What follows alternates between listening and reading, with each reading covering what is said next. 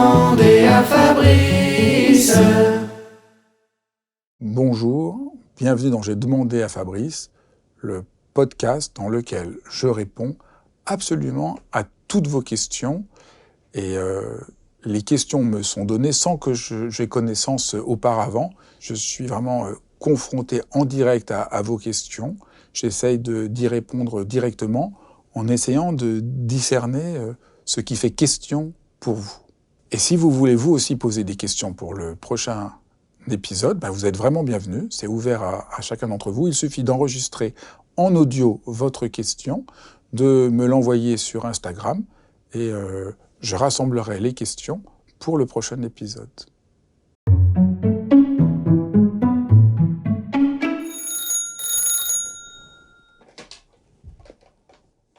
Oui, bonjour Fabrice, c'est Fabien ici. Je téléphonais pour avoir votre définition sur l'amitié. Je sais que c'est quelque chose de très important pour moi. Et je remarque qu'autour de moi, plein de gens ne sont pas prêts forcément à partager, sont pas prêts du tout ou ne sont pas disponibles pour partager des choses avec moi. Et je me demandais, et je vois que d'autres personnes par contre que je ne vois pas souvent restent présentes comme amies pour moi, dans mon cœur, je dirais ça. Donc voilà, je voudrais savoir quelle est votre définition de l'amitié, tout simplement. Et merci beaucoup. Et merci aussi pour tous les cours que vous donnez en ligne. Merci, bonne journée. C'est une question extraordinaire parce qu'au fond, l'amitié, c'est la grande question des anciens. C'est-à-dire, voilà, Aristote, le cœur de son éthique repose sur une pensée de l'amitié qui est pour lui l'accomplissement humain. Être un être humain ne peut pas se faire tout seul, elle ne peut se faire qu'en présence d'un ami. L'ami, c'est celui qui me permet d'être plus proprement moi-même. Donc, je dirais la définition de l'amitié, c'est la possibilité de partager avec un autre être humain la tâche la plus profonde qui nous échoit d'être un être humain. Alors évidemment, ça ne ressemble pas du tout à la définition habituelle, parce que en général, par le mot amitié, aujourd'hui, on entend plus un copain ou une relation avec laquelle on passe un bon moment. Mais je crois que le sens profond de l'amitié, c'est ce qui nous aide à grandir, ce qui nous aide à advenir à soi-même. Et évidemment, pour ça, il faut être prêt à vouloir être soi-même. C'est-à-dire, c'est très difficile d'être ami avec des êtres humains qui sont juste pris par le quotidien et qui ne sont pas mus par cette exigence propre. De ce point de vue-là, même si c'est un peu radical, je trouve que l'amitié est sans doute une des manifestations d'amour qui est le moins présente à notre époque. Et le savoir, c'est pas triste, parce que le savoir, ça nous donne le courage de construire l'amitié, d'élaborer l'amitié.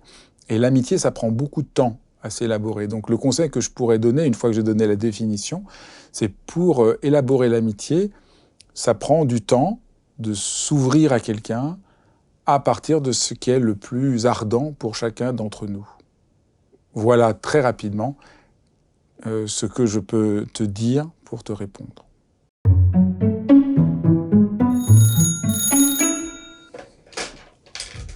Bonjour Fabrice Midal, j'aime beaucoup vos livres et vos vidéos. J'avais une question pour vous, pour avoir des conseils notamment. Comment rester dans ce plexus solaire, dans ce cœur, dans cette sensibilité, tout en comprenant le langage administratif, de la politique, sans pour autant que ça vienne perturber notre propre rayonnement intérieur, en fait, sans être hypocrite, de comment comprendre et appliquer ce langage pour que ce soit plus simple, moins énergivore et chronophage, parce qu'en fait, ce qui peut paraître le bon sens ne l'est pas pour les autres. Voilà, juste capter cette communication, cette compréhension et réussir à s'en détacher. Je vous remercie pour votre écoute. Je vous souhaite de merveilleuses fêtes de fin d'année. Je vous comprends, je vis le même problème. Comment faire le lien entre ce qu'on sent de notre cœur d'amour et ce langage complètement administratif qu'il y a tout, où il faut rentrer dans des cases, où on doit parler à des gens sans pouvoir leur parler de cœur à cœur, ça serait juste même malvenu. C'est une vraie difficulté. Et je dirais, tant mieux si c'est une difficulté. Quand c'est plus une difficulté, ça veut dire soit qu'on a renoncé à être en relation avec le monde, soit qu'on a renoncé à ce qui est le plus vivant et le plus chaleureux en nous-mêmes. Donc je crois qu'il faut prendre ça comme un jeu. C'est un jeu. Nous avons à vivre dans un monde et à jouer dans ce monde. Ne pas le prendre trop au sérieux, mais de temps en temps, voilà, il faut jouer. Vous devez refaire vos papiers d'identité. Il y a un jeu. Vous entrez dans un processus. Et si on le vit comme un jeu, c'est moins douloureux. Et on comprend qu'il y a plein de modalités différentes d'être au monde. On n'est pas de la même manière avec son amoureux, avec des membres de sa famille, avec nos collègues de travail, avec le gardien de l'immeuble, avec nos amis, avec quelqu'un dans la rue. Et apprendre qu'il y a plein de modalités différentes, eh ben, ça devient libérateur. Et du coup, moi maintenant, même quand je suis dans des relations les plus administratives, souvent je réussis quand même à remettre un peu d'humanité tout en restant dans ce cadre-là.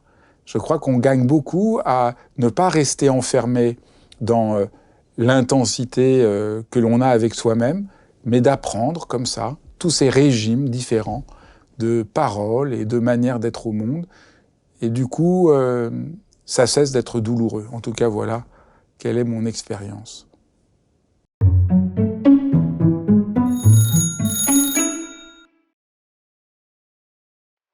Bonjour Fabrice, je m'appelle Noé, je voulais te remercier du coup pour tes vidéos et tes livres qui m'ont beaucoup aidé.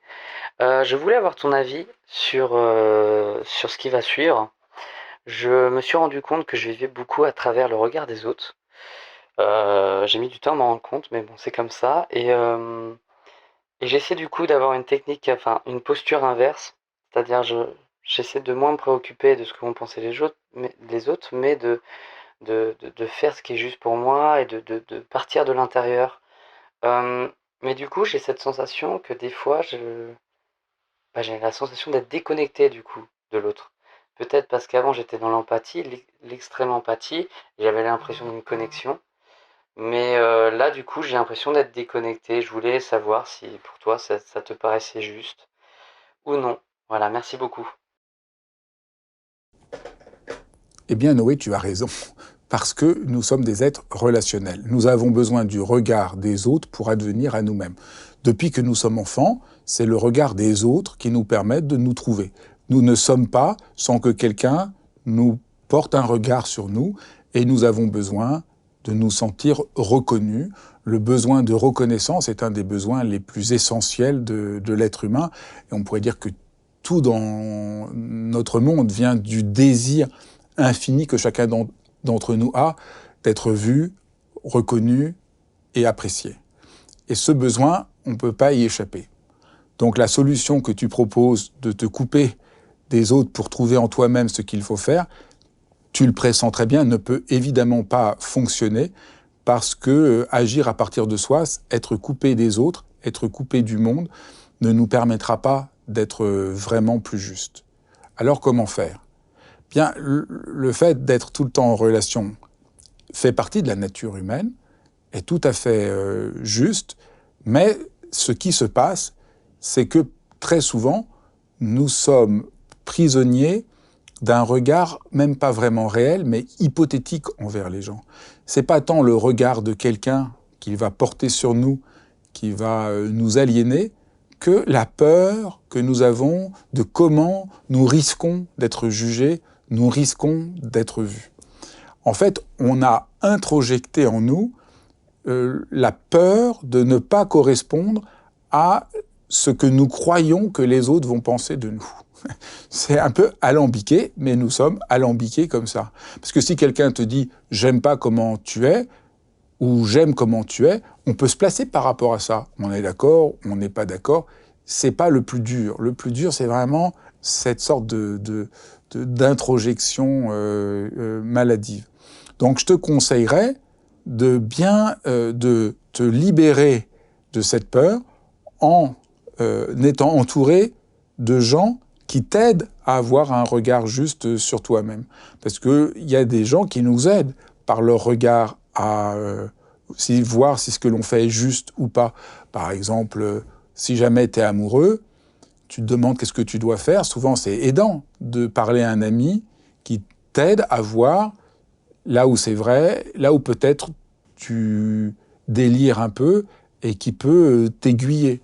Et les relations entre les gens peuvent être de ce point de vue-là très aidants. Voilà, j'espère que tu trouveras une troisième voie, au-delà des deux choix que tu as présentés, qui tous les deux sont malheureux, être entièrement dépendant d'un regard un peu fantasmé qu'on a sur les autres, être enfermé en soi-même, mais comment ouvrir des relations où on peut se sentir reconnu pour de bonnes raisons avec des gens qui nous entourent.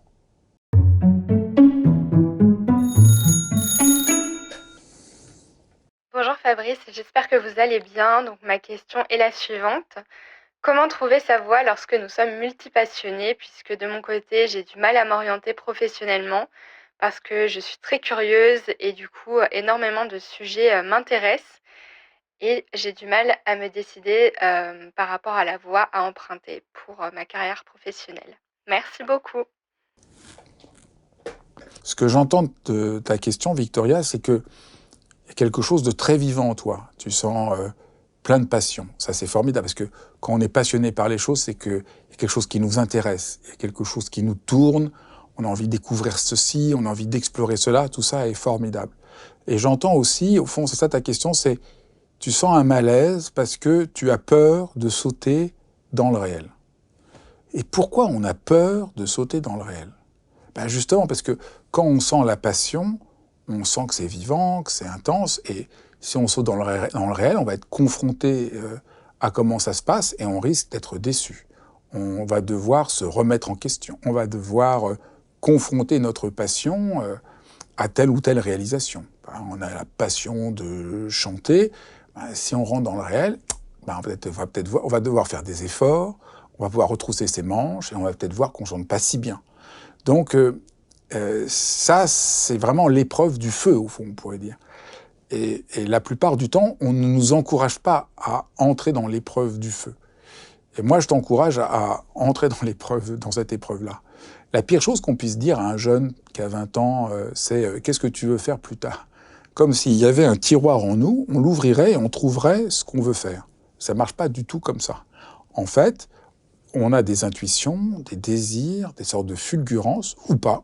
Et c'est en entrant dans le réel, en rencontrant des gens, en faisant des choses, que doucement, ou pas doucement du reste, que quelque chose va émerger et qu'on va sentir « ah oui, là c'est fertile ou pas ». C'est comme si on avait, ta passion au fond, c'est comme si tu as des graines, ben, il faut les planter dans différents terrains, différentes graines, et tu vas voir qu'est-ce qui pousse. Et c'est ça qui est en jeu. Donc je t'encouragerais vivement à sauter dans le réel, à planter tes graines et à voir par où ça pousse. Ça te donnera une indication de ce que tu dois faire et là où tu dois t'engager. Derrière cette erreur que nous vivons tous, c'est une sorte d'idéal de pureté, ce que Hegel appelle la belle âme. On est à l'abri, on est pur, mais parce qu'on ne s'est pas sali les mains, donc on croit qu'on est pur, mais c'est pas une vraie pureté. Donc il y a vraiment cette idée, je veux rester pur avec ce que je sens, ma passion, mais au fond, cette pureté est impuissante. Donc c'est ça qui va, c'est cet engagement et accepter au fond l'impureté du réel qui est féconde. Et voilà, moi par exemple, j'avais pas du tout l'idée d'écrire des livres, c'était pas du tout ce que je voulais faire.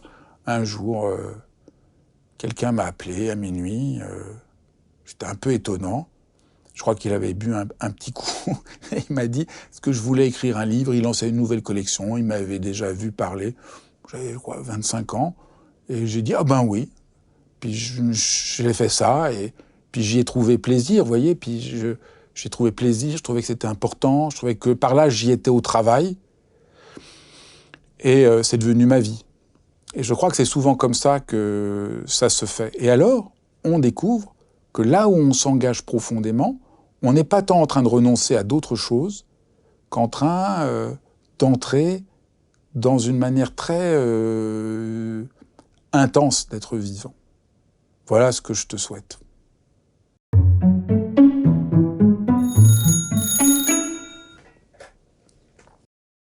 Bonsoir Fabrice, j'espère que vous m'entendez. Merci beaucoup de me donner la possibilité de poser ma question, qui est celle-ci. Comment vivre bien en intégrant les parts en nous qui sont moins acceptables, moins aimables aux yeux des autres et qui sont nous quand même, parce qu'on n'est pas polarisé, quoi. On n'est pas ou le bien ou le mal, on n'est pas l'impatience ou la patience, on est toujours quelque chose entre les deux.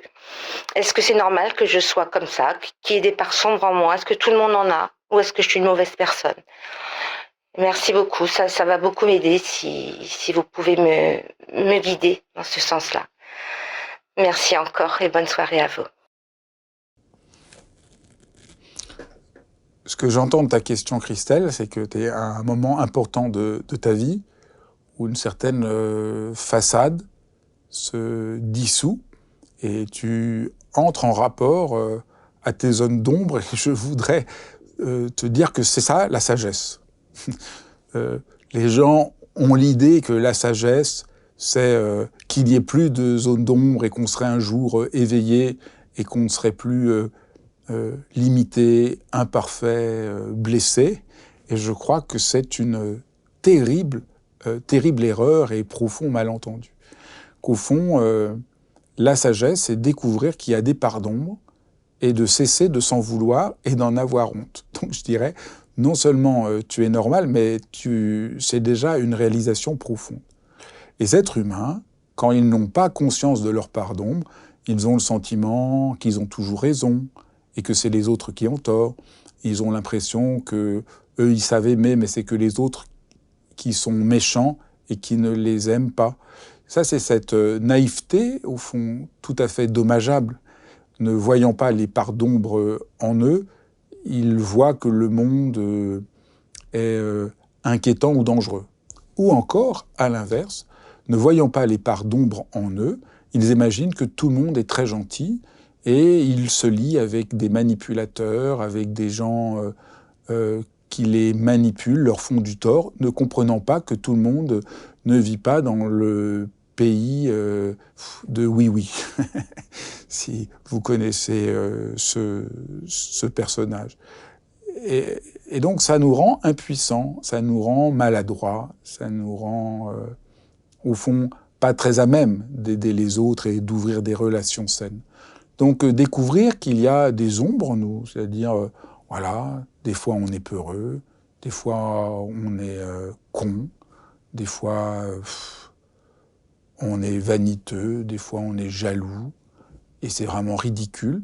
Comprendre que ça fait partie de notre humanité, et qu'être un être humain, c'est le savoir, faire la paix avec ça, et que c'est cette honnêteté qui change tout. J'ai eu la chance de rencontrer des sages absolument extraordinaires. Quand j'étais jeune, j'ai passé du temps avec des maîtres tibétains qui avaient vécu 20 ans dans des grottes, pratiquant, et qui irradiaient une bonté incandescente. J'en ai vu peu, c'était vraiment des expériences très fortes. Mais quand je parlais avec eux, au fond, ce qu'ils me montraient, c'était qu'ils avaient fait la paix avec leur humanité et avec leurs ombres. C'était pas qu'ils avaient plus d'ombre, mais la lumière venait du fait qu'ils arrêtaient de s'en cacher, d'en avoir honte, de faire semblant. Et c'est cette absolue honnêteté qui devenait lumineuse. Ça a été une grande chance pour moi d'être ainsi déniaisé assez tôt. Parce que je vois plein de gens qui prétendent qu'ils sont éveillés, qu'ils auraient plus d'ego et tout ça, qui est une incroyable supercherie qui n'a absolument aucun sens. Et donc ta question est très importante. Et pour moi, c'est ça le sens authentique de la méditation, de ce que j'appelle la méditation radicale, pas la méditation niaise pour essayer d'être calme, mais la méditation radicale que j'ai reçue et que je transmets, c'est ça, c'est ce chemin très radical d'être honnête, de voir ses ombres, de les embrasser et de se foutre la paix avec ça, de ne pas en faire une grande histoire, parce que voilà, pour qu'il y ait de la lumière, il faut qu'il y ait des ombres. Et s'il n'y avait pas d'ombre, eh ben, il y a des moments où on serait bien emmerdé d'être tout le temps sous trop de lumière. Il y a des moments en été, on est content de se rafraîchir avec un peu d'ombre. Ben, merci beaucoup pour ta question.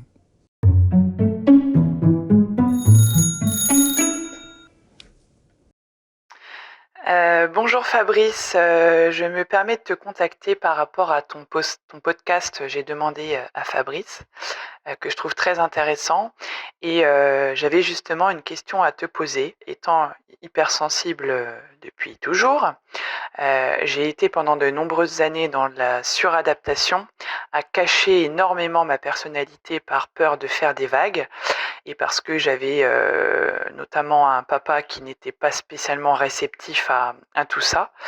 Et donc pendant très très longtemps, j'ai joué à l'élève parfaite, la fille qui ne veut pas faire de vagues, qui écoute, qui courbe le dos et qui ne dit rien de ce qu'elle pense réellement. Jusqu'au jour où je n'ai plus supporté d'adopter cette posture, et j'ai fini par oser dire ce qui ne me plaisait pas, ce avec quoi je n'étais pas d'accord, oser remettre des choses en question, m'opposer, etc. Et donc forcément, ça a créé des difficultés, puisque mon père a dit à ma belle-mère qu'il avait l'impression de ne pas me connaître, qu'il ne savait pas réellement qui j'étais. Et ça semble évident, puisque je n'ai rien montré de ma personnalité pendant des années. Donc aujourd'hui, je ne sais pas quoi faire face à ça, je ne sais pas comment réagir, et j'aimerais savoir si tu avais des conseils à me donner pour continuer à être moi-même, mais je ne sais pas, avoir des relations peut-être plus simples et plus apaisées avec notamment mon père. Voilà, je te remercie, et puis encore bravo pour toutes tes réalisations. C'est toujours un grand plaisir de te suivre et t'écouter. Voilà, c'était Clémence de Reims. Merci, au revoir. Ce que j'entends dans ta question, Clémence, c'est que tu es dans un mouvement de métamorphose. Tu étais une personne et tu deviens quelqu'un d'autre. Et ça, c'est fondamental dans l'existence. Être un être humain, c'est être tout le temps pris dans des mouvements de transformation et de changement. Il y a des choses que nous aimons, puis nous changeons, nous transformons selon nos âges. On n'est pas le même à 20 ans qu'à 40 ans, selon les contextes. Mais nous avons un arrière-plan philosophique, au fond, même si on n'a pas fait de philosophie, que nous avons une sorte d'identité. Voilà, je m'appelle Fabrice, tu t'appelles Clémence, et donc on est comme assigné à vie à une personnalité. Alors moi, quand j'avais 20 ans, j'étais pas du tout comme je suis aujourd'hui. Je vous raconterai pas, mais je me suis complètement, vraiment beaucoup transformé. Et donc c'est ça, moi je pense, qui est la clé de ce que tu vis. Assumer qu'on se transforme, qu'on n'est pas le même qu'on était. Et avec les parents, c'est souvent très problématique parce qu'ils vous ont vu enfant et vous êtes figé dans le rapport que vos parents ont eu avec vous. Donc moi, c'est pareil. J'ai maintenant 50 ans et mes parents, quand je parle avec eux, souvent me renvoient à l'image qu'ils avaient de moi quand j'avais 7 ans ou 12 ans, avec lequel je ne me reconnais pas complètement. Il y a bien sûr une forme de continuité. Et je crois que ce qu'il faut faire, donc, c'est assumer les métamorphoses, comprendre qu'elles sont vraiment importantes, que nous avons à nous transformer, et prendre un moment pour dire à ton père qui tu es. Voilà, prendre un moment pour dire, écoute, je ne suis plus la même que j'étais, je vais changer encore. Et voilà, la vie est faite de transformations. Et la France aujourd'hui n'est pas la France des années d'il y a 20 ans, n'est pas la France des années 60. Et ben c'est pareil pour un être humain, et d'essayer de tisser une relation neuve avec ton père. Et peut-être même qu'au fond, l'idée que ton père est ton père, que toi t'es sa fille, c'est une part vraie et une part faux. Ça m'a beaucoup aidé, moi, à un moment, de me dire que mon père n'était plus vraiment mon père, que ma mère n'était plus vraiment ma mère. Bien sûr, ils le sont toujours, Mais d'un certain côté, mon père a fait sa vie, j'ai fait ma vie, et quand je le vois, j'essaye de rencontrer un être humain. J'essaye de rencontrer aussi l'être humain qu'il est aujourd'hui. Donc toi aussi, tu peux le décoller de la fonction de ton père et d'essayer de voir quel être humain il est, lui, et d'ouvrir une relation neuve à partir de l'être humain qu'il est, en essayant d'avoir cette sorte de curiosité et d'ouverture pour l'être qu'il est. Et si toi-même, tu changes ton rapport à lui, il va peut-être aussi changer son rapport à toi. Eh bien, bonne chance.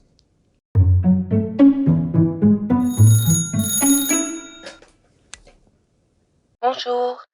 J'ai l'impression que la convivialité, le sens de l'accueil se perd. Les gens veulent retrouver les copains au restaurant, mais pas chez eux. Or, nous, on accueille depuis longtemps, bras ouverts, tout le monde chez nous, et ça me peine. Comment faire? Ce que j'entends de ta question, Véronique, c'est deux choses tout à fait différentes. La première chose, c'est un constat d'une vraie justesse sur la situation de notre temps, sur lequel je voudrais revenir. Puis la deuxième question, c'est que faire avec l'absence de réponse du monde à un désir profond que nous avons. Le premier point mérite qu'on s'y attarde, parce que tu décris quelque chose de très très juste.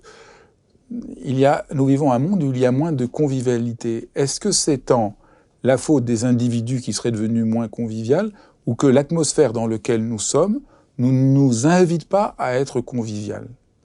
Est-ce que nous vivons dans une atmosphère dans laquelle nous sommes de plus en plus mis sous pression, perdons un rapport de présence à nous-mêmes et aux autres?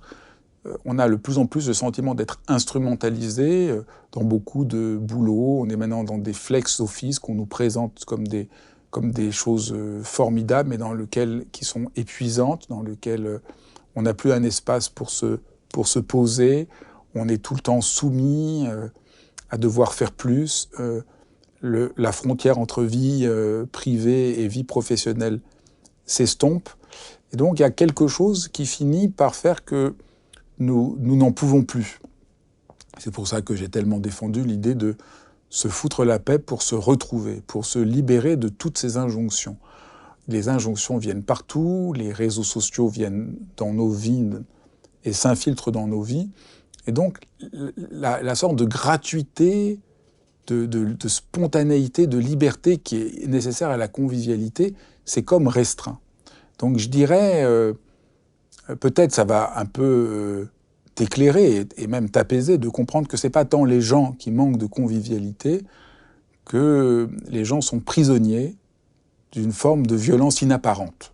Je crois que nous n'arrivons pas, c'est un des aspects de mon travail de philosophe, à décrire ces violences inapparentes dont nous sommes tous victimes. Alors du coup, on comprend mieux ce que tu essayes de faire. C'est au fond de préserver par la convivialité un acte de résistance à cette forme de violence. Et c'est merveilleux. Mais au lieu peut-être d'en vouloir aux êtres qui n'ont pas les ressources de résister, peut-être tu peux transformer cette peine, que j'entendais très fort dans ta voix, je sentais la peine, la déception. Peut-être tu peux, en entrant très profondément en rapport à cette déception, la transformer en compassion. Sentir comment les êtres aujourd'hui sont privés d'une dimension fondamentale d'existence. Et d'essayer par là, en transmutant ta déception en compassion, tu vas maintenir en toi la joie qui t'habite et ne pas la laisser corrompre. Parce que sinon ta déception va finir par corrompre la joie profonde qui t'habite. Voilà ce que je peux essayer de te montrer comme chemin pour ne pas renoncer et ne pas être découragé non plus. Merci d'avoir suivi ce deuxième épisode de J'ai demandé à Fabrice. Et si vous aussi, vous voulez poser des questions, n'hésitez pas, enregistrez votre question, vous me l'envoyez sur Instagram et j'y répondrai dans le prochain épisode. À très vite. Merci beaucoup.